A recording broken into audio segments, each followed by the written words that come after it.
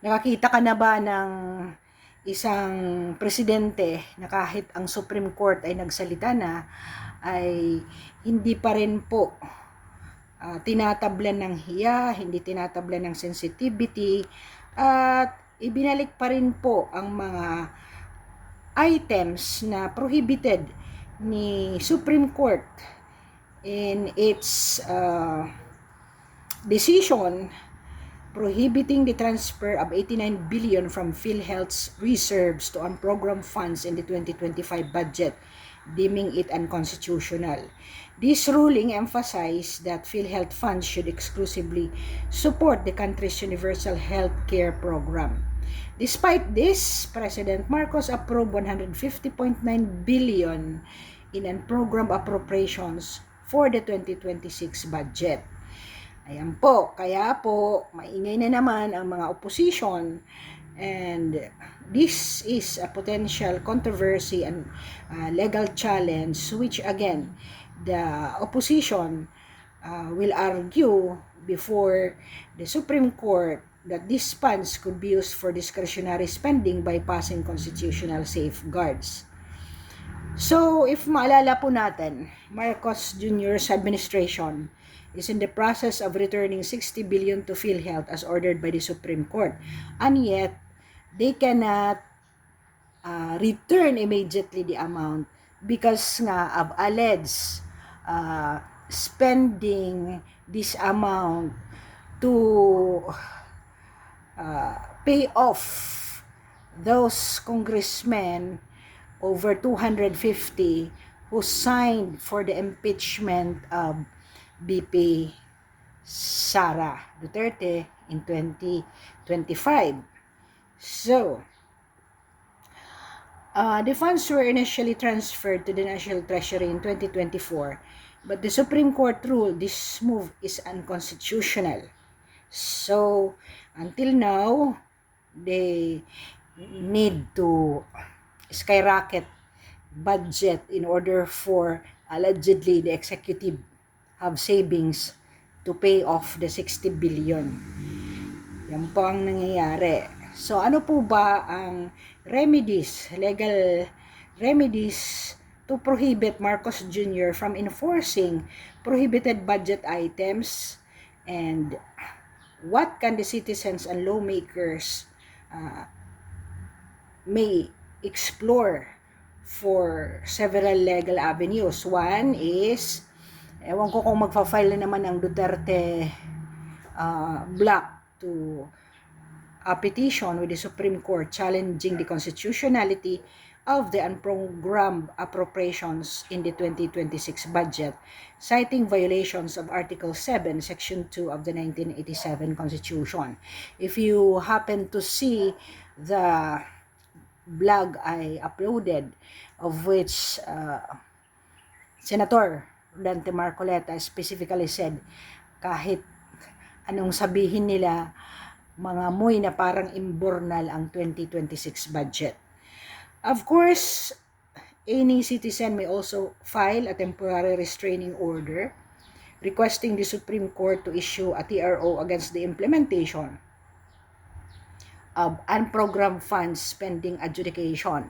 Sana si Attorney Vic Rodriguez will again do this in order to save and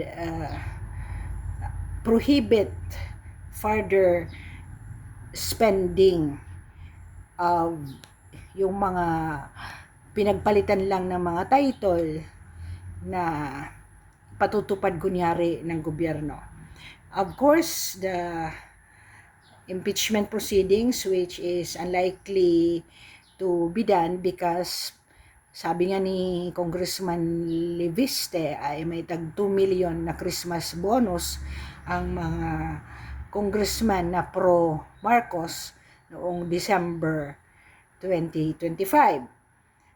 So, yun nga, corrupt every member of the institution in the government so that the head can do everything in order to, manipulate and control the governance. na alam natin kahit hindi pa rin nakikita until now kung sino talaga ang mastermind ng budget insertions na yan, ay ang tanong ko ba, kung ganito na si Cabral ang iniisip na mastermind, bakit po hindi nakita yung mga insertions na yon sa time ni Rodrigo Duterte? So, yun lang po, hindi mga bobo po ang Pilipino. Of course, with the declaration of Governor Chavit Singson to have a public protest and advocacy to organize peaceful protest, petitions, and awareness campaigns to pressure the administration to respect the Supreme Court's ruling. Ewan ko kung ano pa rin ito, this will proceed kasi nga nakadalawa na nga yung Iglesia ni Cristo ay wala pa rin nangyayari. So, organizing the peaceful protest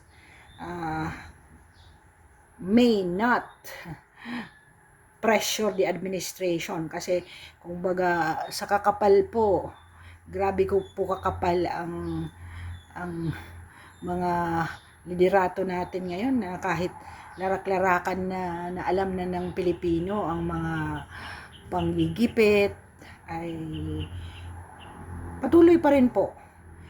So, ang key points po ng Supreme Court is the unprogrammed appropriations are unconstitutional.